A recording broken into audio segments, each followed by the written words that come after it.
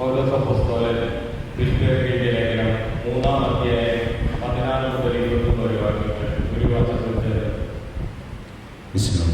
അനുഗ്രഹിക്കട്ടെ.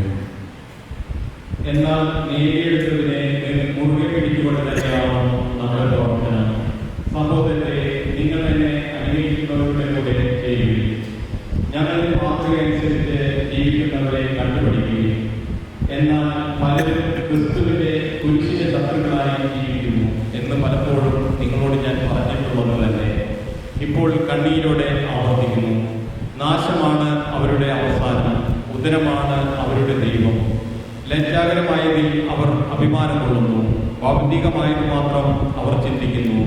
എന്നാൽ നമ്മുടെ പൗരത്വം സ്വർഗത്തിലാണ്. അവിടുന്ന് ഒരു രക്ഷകനെ, കർത്താവായ യേശുക്രിസ്തുവിനെ നാം കാത്തിരിക്കുന്നു. സകലത്തെയും തനിക്ക് കീഴ്പ്പെടുത്തുവാൻ കഴിയുന്ന ശക്തി വഴി അവൻ നമ്മുടെ ദുർബല ശരീരത്തെ തൻ്റെ മഹത്വമുള്ള ശരീരം പോലെ രൂപാന്തരപ്പെടുത്തുന്നു.